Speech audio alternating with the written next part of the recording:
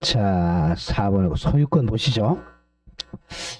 자, 소유권 의의 우리 했죠, 그죠? 소유권은 그 의의 보세요. 소유권이란 법률의 범위 내에서 그 소유물을 세 가지죠. 사용, 수익, 처분할 수 있는 권리다. 자기 소유물을 갑이 소유자다. 그러면 소유권은 자기 소유물 세 가지 법률의 범위 내에서 사용할 수 있는 권능, 수익할 수 있는 권능, 사용, 수익, 처분 권능이죠. 이 세 가지 다를 가져야 소유권입니다. 사용, 수익, 처분. 자, 이 세 가지 중에서 일부만 지배하는 게 제한물권이죠. 그래서 전면적, 포괄적 권리다 이렇게 쓰고 있죠. 자, 이번에 법적 성질에서는 소유권은 1번 관념성이라는 것은 눈에 안 보인다는 거죠. 소유권 눈에 안 보이잖아요, 그죠? 자, 그래서 관념성. 다음에 5번에 항구성에 줄 거죠. 항구성. 영원한 권리입니다. 항구성. 소유권은 항구성. 그리고 6번은 한번 출제됐죠. 대물적 지배. 자, 물건 지배하는 겁니다. 그러니까 객체가 물건의 하나죠. 소유권의 객체는 물건입니다. 대물 지배하는 성질을 갖는다. 자, 그래서 이제 두 번째 줄거 나가죠. 소유권은 항구성이 있으니까 소멸시효에 걸리지 않는다. 자, 소멸시효에 걸리지 않는다는 것은 소유권 권리를 100년, 200년 가도 소멸하지 않습니다. 소멸시효에 걸리지 않고, 그리고 소유권의 객체는 물건의 하나입니다. 물건만 소유권의 객체 하나므로 소유권의 객체는 물건의 하나다. 물건이 아닌 채권이나 권리나 아파트 분양권에는 소유권이 성립하지 않습니다. 저 소유권의 객체는 물건의 하나다. 부동산이나 동산만 객체가 되는 것이지 아파트 분양권과 같은 권리에는 소유권이 성립되지 않습니다. 자, 그럼 밑에 이제 그 판례가 이거예요. 소유권은 세 가지 다 가지고 있어야 돼. 사용권, 수익권, 처분권 세 가지 다 가지고 있어야 돼. 그러면 소유권을 포기한다는 것은 이 세 가지 다를 포기해야 돼요. 이 중 한 개만 포기하는 건 안 됩니다. 그 밑에 판례 나오죠. 그 판례 보세요. 소유자가 소유권의 핵심적 권능에 속하는 사용, 수익 권능을 대세적으로 포기하는 것은 안 돼요. 특별한 사정이 없는 한 허용되지 않는다. 사용, 수익, 처분 권능 다 포기해야지 사용, 수익 권능만 포기하는 것은 허용되지 않는다. 만약 이를 허용한다면 결국 처분 권능만 남는 새로운 소유권을 창출하는 것이므로 민법 인정하는 물권 법정주의에 반하기 때문에 그렇습니다. 물권은 법에 딱 정해진 것만 허용돼요. 거기에 출제한 게 바로 옆에 기출문제 나오죠. 32회 작년에 사용 수익 권능을 대세적으로 영구적으로 포기한 소유권은 존재할 수가 없다죠. 사용 수익 처분 세 가지 권능을 다 포기해야지 사용 수익 권능만 포기하는 것은 있을 수가 없다. X입니다. 자, 그럼 오른쪽에 이제 법 조문 그대로 나오죠. 자, 211조 소유권의 내용. 소유자는 법률의 범위 내에서 그 소유물이라고 되어 있잖아. 객체가 물건을 세 가지 사용, 수익, 처분할 권리가 있습니다. 자, 그 1번에서 동그라미 1, 사용 수익 권능은, 자, 사용 수익이란 목적물이 우리 물건이잖아요. 그죠? 물건을 사용하거나, 현재 여러분들 책, 볼펜 사용하고 있죠. 또는 목적물로 생기는 과실 수취하는 게 수익이죠. 근데 집을 임대 놔가지고 임대료 받잖아. 그게 과실 수취죠. 사용해서 이익을 얻고 수익에서 이익을 얻고, 그리고 이번 이제 팔아서 이익을 얻죠. 처분 권능입니다. 처분이란 물건이 가지는 교환 가치를 실현하는 겁니다. 파는 거죠. 자, 그런 점을 조심하고, 조금 전에 봤죠. 제 211조 규정상 처분 권능이 없는 소유권을 인정할 여지가 없다. 사용, 수익, 처분 다 포기해야지 한두 가지만 포기하면 안 돼요. 그 처분은 자, 처분 조심해야 돼. 물건 소비나 변형, 개조 등 사실상 처분과 또는 팔아먹는 거, 양도는 권리를 이전하는 거죠. 담보권 설정 등 법률적 처분이 있습니다. 사실상 처분할 수도 있고 법률적 처분할 수도 있습니다. 자, 3번은 한번 출제된 건데, 자, 우리가 남의 물건, 자기 소유물이 아니라 남의 물건을 빌린 사람이죠. 예컨대 임차인 같은 사람들. 임차인은 남의 물건이니까, 자, 이걸 자기 물건보다 더 잘 보관해야 돼. 이걸 선관주의 의무라 그래요.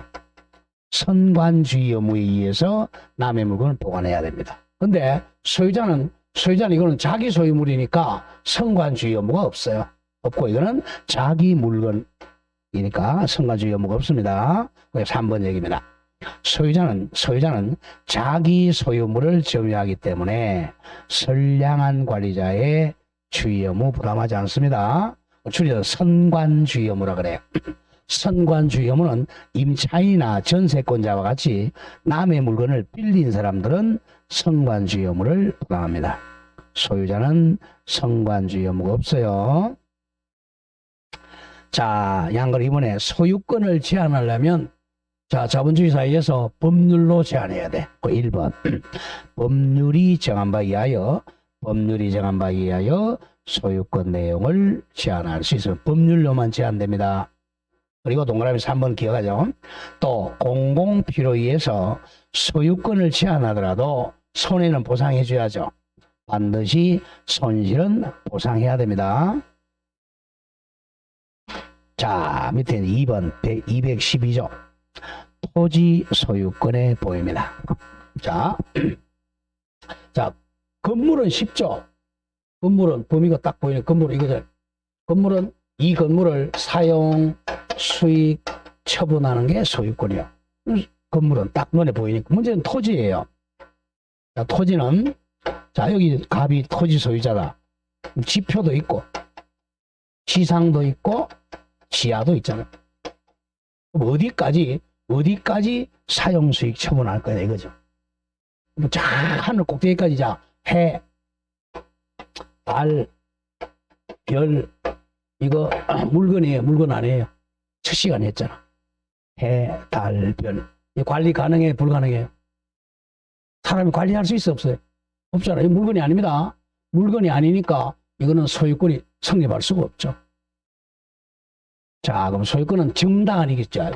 우리 나무 심었다 생각하세요? 나무 심으면 나무 꼭대기부터 뿌리까지 소유권의 법이다. 이렇게 생각하면 제일 쉽습니다. 자, 212조 보세요. 토지 소유권은 정당한 이익 있는 범위 내에서 토지의 상하, 지상과 지하에도 미칩니다. 지상, 지하에 미칩니다. 정당한 이익이 있는 범위 내에서 지상, 지하까지 미친다. 그래서 맨 밑에 줄 보세요. 의의에서 지하수나 암석, 토사도 토지의 구성 부분에 포함됩니다. 갑이 이제 지하수의 소유자, 암석의 소유자, 토사의 소유자입니다.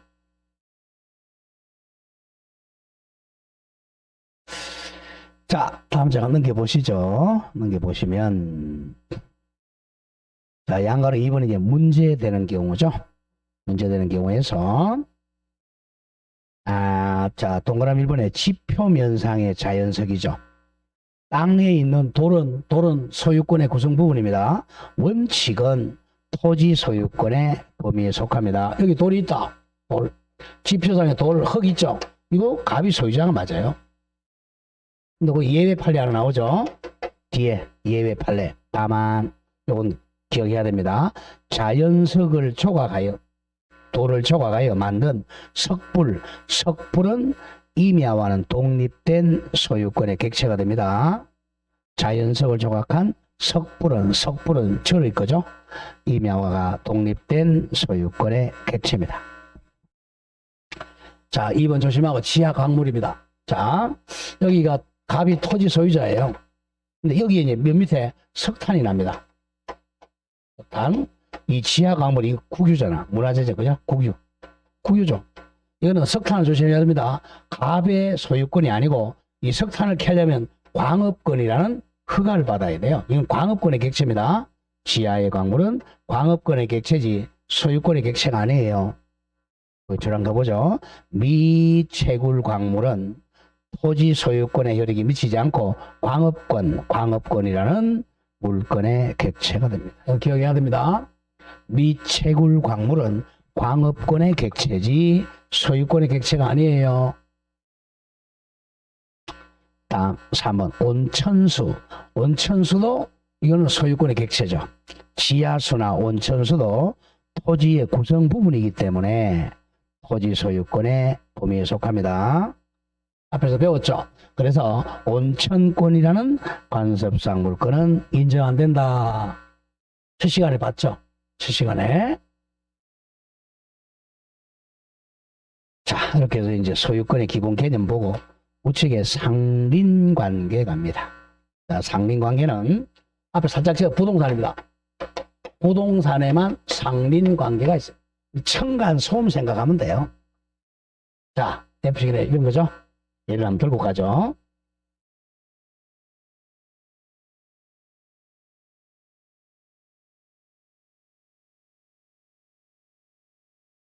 자, 여기가 경계입니다. 경계. 여기는 갑이 토지 소유자. 여기 100번지라고 하죠. 토지는 1필지죠. 여기는 101번지입니다. 을이 토지 소유자. 경계. 근데 여기서 만약에 갑이 여기다 건물을 지으려고 그래요. 자, 나중에 나오겠지만 건물은 경계로부터 반 미터, 그러니까 50cm, 반 미터 거리를 둬야 됩니다. 경계로부터. 그럼 50cm 경계를 두면 자, 건물을 지을 수가 없죠. 여기다 옆 땅에다가 철근이나 시멘트나 이걸 좀 놓아야 되겠죠. 그죠? 이걸 옆 땅 인지라 그래. 이웃 땅 사용 청구권이 있어요. 인지 사용 청구권을 법이 인정합니다. 계약이 아니고. 인지 이만큼 이제 만약 한 6개월 사용했다. 6개월 사용했다면 당연히 6개월치 임대료는 줘야 되겠죠. 자, 손해는 배상해주고 인지 사용 청구 이런 것을 상린관계라 그래요. 서로 이웃하니까 이웃린자 서로 이웃한 사람에게 법률 규정으로 권리와 의무를 인정하는 걸 상린관계라 그래요. 권리로 따지면 상린권이고, 자, 갑으로 봐서는 인지사용 청구권이라는 상린권이고, 을로 봐서는 이걸 수용해줘야 되니까 상린 의무가 있는 거죠. 또 우리 층간 소음도 마찬가지예요. 여기가 501호, 밑에가 이제 401호다. 여기도 새벽 2시에 쿵쿵쿵쿵 하면 시끄럽잖아. 쿵쿵쿵쿵 하지 않을 의무, 이런 게 상린 의무입니다. 자, 그럼 의 보세요. 1번 서로 인접에 동그라미 치세요. 린자가 요게 이웃 린자예요. 인접한다. 상린 서로 상자 서로 인접하고 있어요. 부동산이 서로 인접한 부동산 소유자 이퀄 이용자입니다.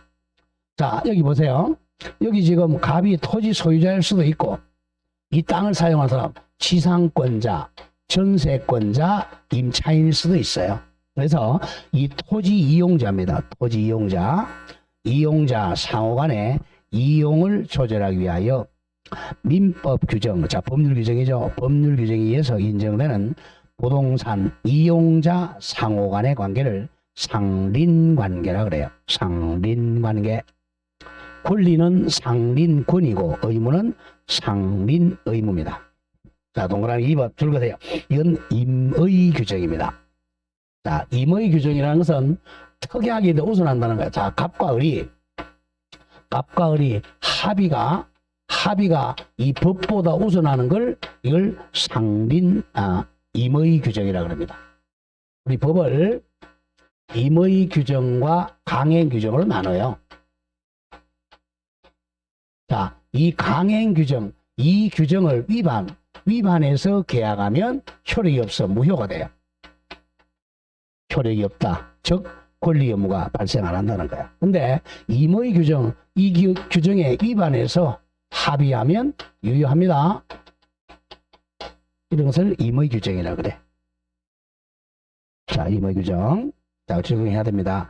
그 줄거서의 상린관계 규정은 임의 규정이다. 강의 규정이 아니야. 따라서 상린관계 규정의 적용을 없애다. 배제하는 특약은 유효합니다. 상린관계는 임의 규정이니까 이 규정과 다르게 특약하면 유효해요. 밑에 판례 나오죠. 지하 시설을 하는 경우에 있어서 경계로부터 둬야 할 거리에 관한 사항 등을 규정한 244조적 상린관계 규정은 강행 규정이라고 볼 수 없으므로 같은 말 임의 규정이므로 이와 다른 내용의 당사자의 특약은 유효죠. 무효라고 할 수가 없다. 유효하다. 이게 금년에 나온 거잖아요. 상린관계는 임의 규정이니까 이 규정과 다르게 특약은 유효다. 오른쪽 바로 기출입니다. 보세요. 우측 바로 기출. 우물을 파는 경우에 경계로부터 우물은 2m 이상의 거리를 두어야 한다. 이게 임의 규정이야.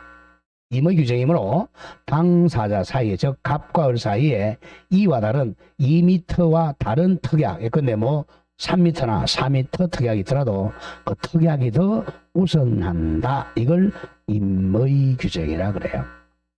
상린관계는 강행 규정이 아니라 임의 규정입니다. 자, 양글 2번 적용 범위에서 자, 이 상린관계는 지금 우리 소유권에다가 규정하고 있어요. 자, 소유권에다가 규정하는데 이걸 이 지상권이나 전세권에도 준용한다는 거죠. 임차권에도 유추 적용하고. 자, 여기서 준용이라는 개념이 나와요. 자, 이런 법률 용어. 자, 준용한다. 준해서 사용한다 이겁니다. 자, 소유권에 지금 인지 사용 청구권이 있어. 이걸 지상권하고 전세권에도 준용한다는 거죠. 만약 이 사람이 지상권자나 전세권자다. 지상권자나 전세권자가 이 건물 지을 때도 인지 사용 청구권이 있다는 거죠. 다음. 이거는 법률 규정이 있는 거고, 다음 법에는 없는데 비슷한 걸 적용하는 걸 유추 적용이라 그래요. 유추 적용. 이건 해석을 하는 거거든요. 법에서는 준용 그러고 해석은 유추 적용이라 그래요. 자, 거기다 줄한 거 보죠. 1번 상린관계 규정은 지상권하고 전세권에도 준용된다. 뭐 적용된다는 뜻이야. 되고 임차권에도 유추 적용이 돼요. 결국은 이렇게 갑니다. 이 상린관계는 소유자뿐만 아니라 지상권자, 전세권자, 임차인에게도 적용이 된다. 그렇게 기억하면 됩니다. 자, 동그라미 2번 갑니다. 따라서 지상권자는 지상권의 목적인 토지 경계나 그 근방에서 건물을 수선하기 위하여 필요한 범위 내에서 이웃 토지가 인지죠. 이웃 토지 인지 사용을 청구할 수가 있다. 이거죠. 지상권자나 전세권자나 임차권자도 인지 사용 청구권이 있다. 이렇게 돼요. 자, 그런 점 조심하고 그 다음 한 장 넘기세요. 자, 상린관계는 그렇게 많이 출제되지 않으니까 자주 출제되는 것만 정리합니다. 다음 장은 맨 2번 인지사용 청구권. 이건 기억해야 됩니다. 자, 인지사용 청구권 216조 제1항 토지 소유자는 거기다가 3명 더 적으세요. 토지 소유자, 지상권자, 전세권자, 임차인은 토지 소유자, 지상권자, 전세권자, 임차인은 경계나 근방에서 담 또는 건물을 축조하거나 수선하기 위하여 필요한 범위 내에서 자, 줄었죠? 이웃 토지의 사용을 청구할 수 있다. 이걸 인지 사용 청구권이라 그래. 이웃 토지의 사용을 청구할 수 있다. 그러나 이웃 사람의 성락이 없으면 주거에는 들어가지 못합니다. 주거에 들어갈 때는 반드시 성락받아야 돼요. 집에서 빨가벗고 있는 경우도 있으니까 주거에 들어갈 때는 반드시 성락을 받아야 됩니다. 그리고 제2항 전항의 경우, 전항 그러면 1항 제압항 1항의 경우, 즉 인지를 사용한 경우에 이웃 사람이 손해받은 때는 보상을 청구할 수 있습니다. 자, 그렇게 정리가 되겠고, 다음에 거기 4번의 수도 등 시설권에서 218조 보세요. 수도 등 시설권. 제1항 토지 소유자는, 이건 상식이야. 상린관계는 토지 소유자는 타인의 토지를 통과하지 아니하면 필요한 수도, 소수관, 가스관, 전선 등을 시설할 수 없거나 과다한 비용을 요하는 경우는 타인의 토지를 통과하여 수도 등 시설할 수 있다. 자, 그러나 손해는 가장 적은 거, 이로 인한 손해가 가장 적은 장소와 방법을 선택하여 이를 시설할 것이며 타 토지 소유자의 요청에 의하여 손해를 보상해야 됩니다. 자, 오른쪽 5번 주의 토지 통행권 중에 표시하세요. 주의 토지 통행권이 가장 많이 출제가 돼요. 상린관계에서 가장 많이 출제하는 게 주의 토지 통행권입니다. 남의 땅을 통행할 수 있는 권리입니다. 자, 보죠. 219조. 제1항 어느 토지와 공로, 공공도로 사이에 그 토지 용도에 필요한 통로가 없는 경우입니다. 통로가 없는 경우 그 토지 소유자는 주의 토지를 통행 또는 통로로 하지 아니하면 공공도로에 출입할 수 없거나 과다한 비용을 요한 때는 주의 토지를 통행할 있고 심표. 자, 죽었죠? 필요한 경우는 통로를 개설할 수도 있습니다. 통로를 만들 수도 있다. 자, 그러나 이로 인한 손해가 가장 적은 장소와 방법을 선택해야 돼요. 남의 땅을 통행하니까 손해는 가장 적은 장소 방법 선택해야 돼. 그리고 손해는 보상해 줘야 되겠죠. 제2항 전항의 통행권자, 즉 남의 땅 주의 토지 통행권자는 통행지 소유자의 손해를 보상해야 됩니다. 보상해야 한다. 자, 1의 보죠. 1번. 자, 주의 토지 통행권은 남의 땅 주의를 통행하는 권리야. 어느 토지와 공로 사이에 그 토지 용도에 필요한 통로가 없는 경우에 그 토지 소유자 등이 주의 토지를 통행할 수 있는 권리를 말합니다. 이거죠?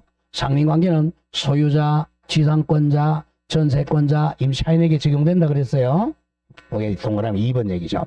마찬가지 주의 토지 통행권은 인접한 토지의 상호 이용 조절에 기한 권리이기 때문에 토지 소유자, 지상권자, 전세권자 한 명 더 줬죠.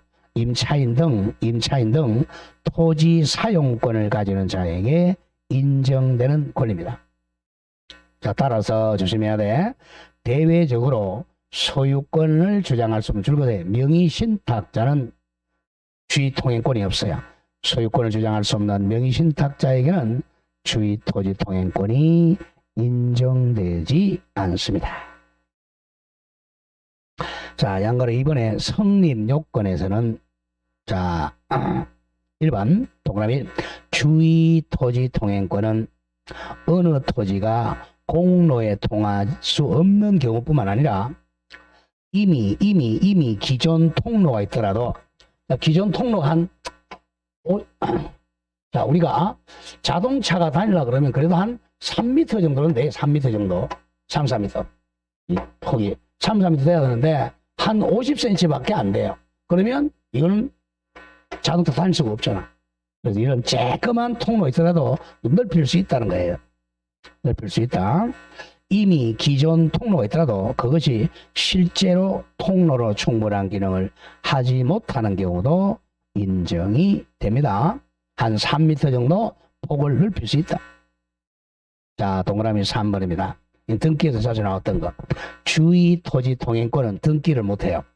주의 토지 통행권은 요건을 충족하면 법률에 의해서 당연히 인정되는 권리이기 때문에 그 성립에 등기할 수가 없다. 등기 못합니다. 주의 토지 통행권은 등기할 수가 없다. 왜냐하면 이 소유권 속에 소유권 속에 주의 토지 통행권이 포함되어 있는 거예요. 상린관계가. 상린관계는 소유권 속에 있으니까 소유권만 등기하는 것이지 주의 토지 통행권은 등기를 못합니다. 다음 3번 인정 범위는 현재입니다. 현재 1번 주의 토지 통행권은 현재 동그라미 치세요. 현재의 토지 용도에 따른 이용 범위에서 인정되는 것이지 장차 이용 사항까지 미리 대비해서 통행로를 정하는 것은 아니다. 현재 용법에 따라서 범위를 인정해야 됩니다. 자, 다음 장 갑니다. 양가로 4번 통행권의 내용. 자, 동그라미 3번입니다. 동그라미 3번. 자, 지금 자, 비용은 누가 부담할 거냐? 통행권자가 부담해야 되겠죠. 동그라미 3번. 주의 토지 통행권자는 즉 남의 땅 통행하는 사람은 통행에 필요한 통로를 개설하는 경우 그 통로 개설 비용이나 유지 비용은 통행권자가 부담해야 됩니다. 땅 주인이 부담하는 게 아니고 통행권자가 부담합니다. 다음 4번. 그리고 통행에 방해가 되는 담장과 같은 축조물은 이건 철거해 줘야 돼요. 비록 애당초에 적법하게 설치되었다 하더라도 철거돼야 됩니다. 왜? 통행에 장애가 되니까. 그리고 철거물은 당연히 땅 주인이 철거해 줘야죠. 철거물은 통행지 소유자 땅 주인이 부담한다. 5번 통행권도 변경되고 소멸됩니다. 맨 밑에서 한번 가보죠. 자, 지금 통행권이 여기 한 3m 정도 통행하고 있었어. 거리, 갑의 토지를. 그런데 이쪽에 한 8m 도로가 생겼어요. 그러면 이쪽으로 통행하면 되잖아요. 그러면 이 조그만한 것은 소멸됩니다. 3번이면 3번. 일단 주의 통행권이 발생했더라도 나중에 토지에 접하는 공로가 개설됨으로써 통행권을 인정할 필요성이 없어지면 통행권은 소멸합니다. 소멸한다. 그리고 오른쪽 7번 중에 표시하세요. 무상 동그라미, 무상주의 통행권. 자, 원래 상린관계는 손해를 보상해 줘야 돼요. 근데 공짜가 있죠? 220조. 차도 나옵니다. 공짜. 무상주의 통행권입니다. 무상주의 통행권은 자, 요거는 제목을 외워줘야 돼. 분할이나 일부 양도. 분할. 자, 공유 토지가 분할되거나 일부 양도 해가지고 일부 양도로 맹지가 됐을 때입니다. 맹지되었을 때는 공짜로 통행합니다. 자, 그럼 설명을 하고 가보죠. 자, 여기가 이제 공로야. 공로. 공공도로. 공로고. 여기는 산이에요. 여기는 99번지 A 땅. 여기는 자 100번지인데 갑과 을이 공유하고 있다고 하죠. 공유. 자, 공유는 자 두 사람 이상이 소유하는 걸 공유라 그래요. 공동 소유입니다. 갑과 을이. 여기는 101번지 B의 소유자입니다. 자, 그럼 이제 갑과 을이 자 이쪽 공도로 통행을 하고 있단 말이에요. 예? 그런데 나중에 이 공유를 분할하게 되면 이렇게 두 필지로 나누니 분할이 이렇게 분할했어요. 분할. 그럼 이게 이제 100의 1번지고 분할이 됐어요. 분필됐죠. 그럼 이게 지금 맹지가 됐잖아요. 맹지. 이 공동이 통하지 않잖아. 이때 맹지가 됐어요. 분할로 맹지가 됐을 때 이 맹지 소유자 보호하기 위해 이쪽을 공짜로 무상 통행할 수 있다는 거죠. 공짜입니다. 분할로 맹지가 되거나 일부를 양도해서 맹지가 되면 맹지 소유자는 이때는 공짜로 무상으로 주의 통행합니다. 이 유상이 아니야. 공짜입니다. 그런데 이 공짜는 직접 당사자만 공짜입니다. 직접 당사자만 공짜예요. 직접 당사자가 아닌 만약에 이 땅을 병이 샀다. 를 특별성계인이라고 그래. 특별성계는 공짜가 아니야. 돈 주고 다녀야 돼요. 직접 당사자면 무상입니다. 정리하죠. 220조 보세요. 제목을 외워줘야 돼. 분할하고 일부 양도와 주의 앞에 무상 넣어. 무상주의 통행권. 분할로 인하여 공로로에 통하지 못하는 토지, 맹지가 된데 그 맹지 소유자는 공로에 출입하기 위해서 다른 분할자 갑의 토지를 통행할 수가 있다. 줄으세요. 이 경우는 보상 의무가 없다. 무상이다 이거예요. 그리고 제2항 전환 규정 즉 무상 규정은 토지 소유자가 토지 일부를 양도하는 경우에도 준용한다, 적용한다는 겁니다. 그러니까 분할이나 일부 양도로 맹지가 되면 맹지 소유자는 무상으로 통행권이 인정이 됩니다. 자, 동그라미 1번 나왔죠?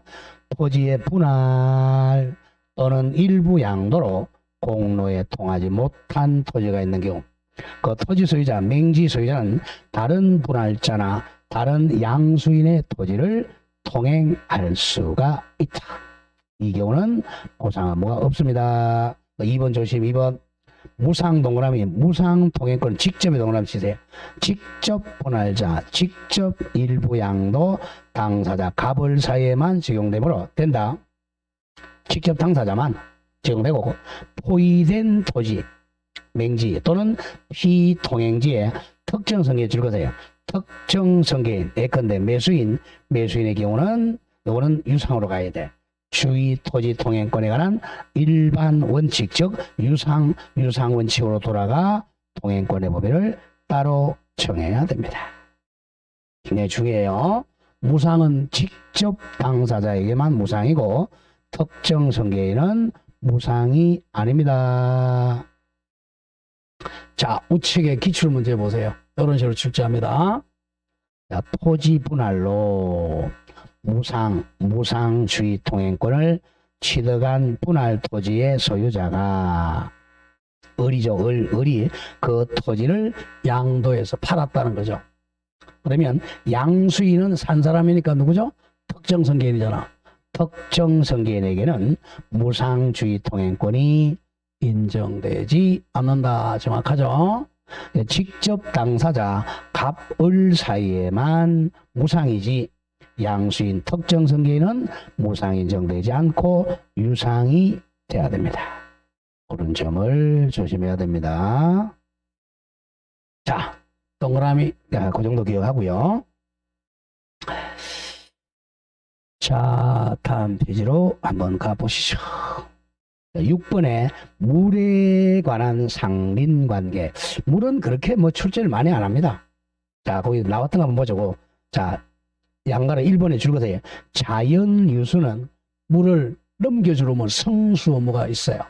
자연적으로 흐르는 물은 넘겨줄 성수 의무가 있다. 이게 금년에 출제된 거죠. 자, 221조 자연유수의 성수 의무와 권리. 자, 제1항 토지 소유자는 이웃 토지로부터 자연입니다. 자연적으로 흘러오는 물을 막지 못한다. 이걸 성수 의무라 그래. 물을 넘겨줄 의무. 그리고 제2항 고지 높은 땅 소유자는 이웃 낮은 땅 저지에 자연이 흘러내리는 이웃 저지에서 필요한 물을 자기의 정당한 사용 범위를 넘어서 이를 막지 못합니다. 이게 자연유수의 성수 의무입니다. 자, 맨 밑에 양가로 3번에서 자, 225조 첨화물에 대한 시설 의무입니다. 자, 토지 소유자는 첨화물이 이거는 이제 기와 지붕에 많죠. 이웃에 직접 낙하지 아니하도록 적당한 시설을 해야 한다. 상식이잖아, 상식. 25에 나왔던 거고. 자, 그런 점 조심하고. 자, 좀 지나갑니다. 그 정도 하시고. 어디로 오냐면 266쪽이요. 266페이지에 7번 토지 경계 동그라미 치세요. 경계에 관한 상린관계. 자, 경계는 자주 나옵니다. 자, 경계는 왜냐? 다툼이 많잖아요. 자, 우리가 이제 시험에 이제 많이 나오는 거는 뭐냐면 대부분까지 간 판례가 많은 경우 많이 나와. 왜? 다툼을 했잖아. 대부분까지. 1심, 2심 대부분까지 갔으니. 그래서 자, 237조 갑니다. 경계표나 담의 설치권. 자, 제1항 인접하여 토지를 소유한 자는 공동비용으로 통상의 경계표나 담을 설치할 수가 있다. 자, 우리가 시골에 가면 대개 이 집과 집의 경계는 대개 뭐가 많죠? 담이 많잖아요. 담. 그죠? 담. 그리고 논과 논, 답이죠? 답과 답은 경계가 뭐가 많죠? 논과 논, 논은 경계는 뭐가 많죠? 예? 뭐가 많습니까? 농사 안 지어봐서 모르세요? 예? 논과 논은 뭐가 있어야 돼요? 답은 뭐가 있어야 돼요? 물이 있어야 되잖아요. 그래서 이제 국어, 도랑이라 그러죠? 국어가 경계가 많아요. 도랑. 그 다음에 이제 밭은 뭐가 많죠? 밭은 우리 밭 두릉이라 그러잖아요. 그죠? 밭은 이걸 경계표라 그래요. 경계는 대가리 나갑니다. 되게 담, 국어, 경계표. 이게 경계입니다. 거의. 자, 보세요. 이게 이제, 자, 제2항입니다. 자, 전항비용은, 즉, 경계표나 담 설치 비용은 쌍방이 반반씩 절반하여 부담한다.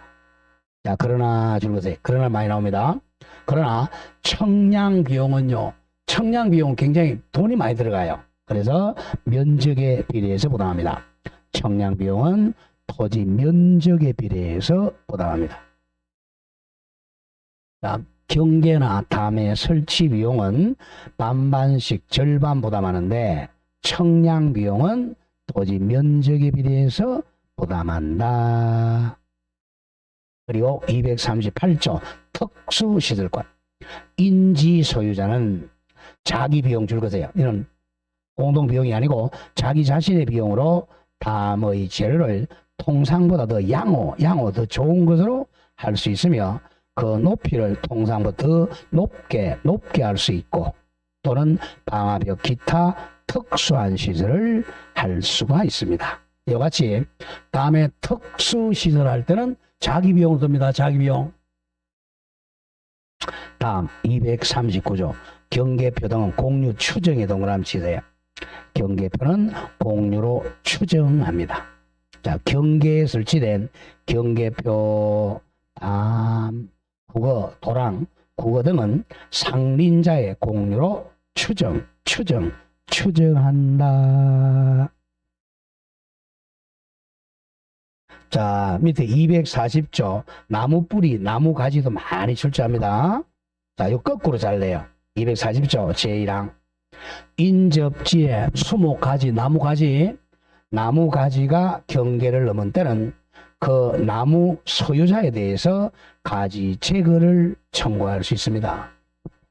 제2항 전항의 청구, 즉 가지 제거 청구에 응하지 아니한 때는 청구자가 가지를 제거할 수 있습니다. 자, 어떻게 해야 돼요? 자, 여기가 경계입니다. 여기는 갑의 토지, 여기는 을의 토지. 여기 이제 을의 토지에 여기가 이제 나무가 있었어요. 근데 나무가 나무 가지가 경계를 넘었다는 거죠. 이렇게 경계를 넘으면 갑이 막 자르면 안 된다. 갑이 자, 이 나무 주인 을에게 가지가 이 경계를 넘어왔으니까 가지 제거해 주세요. 먼저 1차로 가지 제거 청구를 해야 돼요. 그러면 을이 제거를 시켜줘야 돼. 근데 을이 제거 안 해준다. 그럼 이거 갑이 2차로 이 나무 가지를 제거할 수 있습니다. 2차로 제거해야 돼. 2차로 만약에 갑이 제거했다 그러면 이 나무 가지는 갑의 거야. 말려도 군불되면 돼요. 자, 나무 가지는 2차로 제거해야 돼. 만약에 2차가 아니라 1차로 나무 잘랐다. 남의 물건 재물 손괴죄로 3년 이하의 징역입니다. 조심해야 돼요. 근데 두 번째, 나무 뿌리야. 자, 어른 나무 뿌리가 경계를 넘어왔다. 그럴 때는 1차적으로, 임의적으로 제거하면 돼요. 나무 뿌리는 1차로 제거, 가지는 2차 제거입니다. 고제 4만 가면 나무 뿌리 나와. 인접지 나무 뿌리, 자, 수목 뿌리가 경계를 넘은 때는 임의로 제거할 수 있다. 사망 뿌리부터 먼저 해보세요. 나무 뿌리가 경계 넘어왔다. 그러면 임의로 제거할 수 있습니다. 나무 뿌리가 더 많이 출제가 됩니다. 자, 오른쪽에 와서 양가로 4번 경계선 부근에 공작물 설치자 242조. 자, 제1항. 워낙 많이 출제해요. 아까 제가 설명했던 겁니다. 건물을 축조하면은 특별한 관습이 없으면 경계로부터 몇 미터? 반 미터 이상의 거리를 둬야 됩니다. 반 미터입니다. 50cm 이상. 건물 축조할 때는 경계로부터 반 미터 이상의 거리를 둬야 한다. 그리고 제2항 인접지 소유자는 전항 규정에 위반한 자, 즉 반 미터 이상 거리를 두지 아니한 자에 대해서 건물 변경이나 철거를 청구할 수 있습니다. 자, 그러나 조심해야 돼. 그러나 건축에 착수한 후 1년 경과했거나 1년 또는 건물이 완성된 후에는 이때는 손해배상 만자동을 만 청구할 수 있다.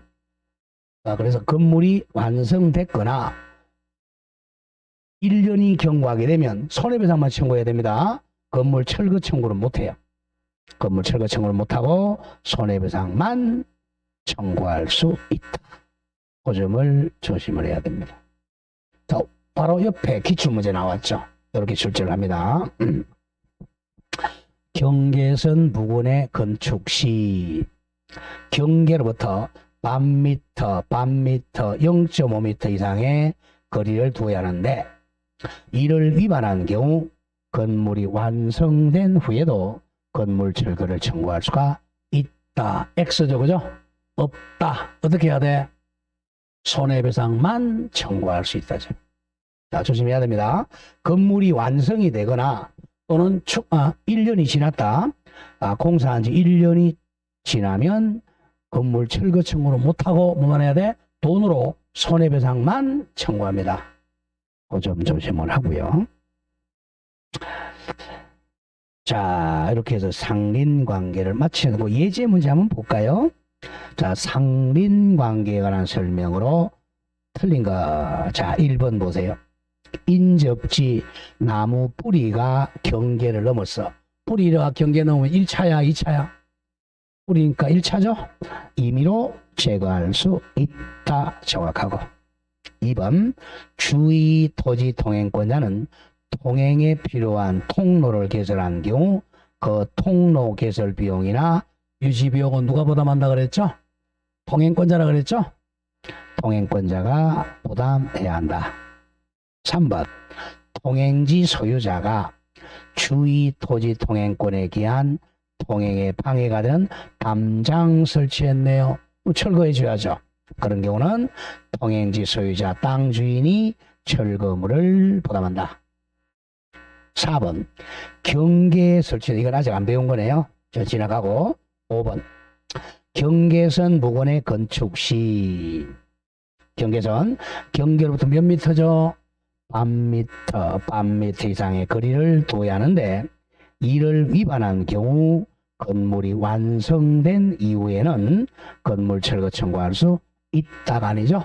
없다. 없고 돈으로 손해배상만 청구할 수 있습니다. 이게 상린관계입니다. 자, 다음 페이지. 이제 소유권 취득이 나오죠. 네, 이건 조금 쉬었다 되겠습니다.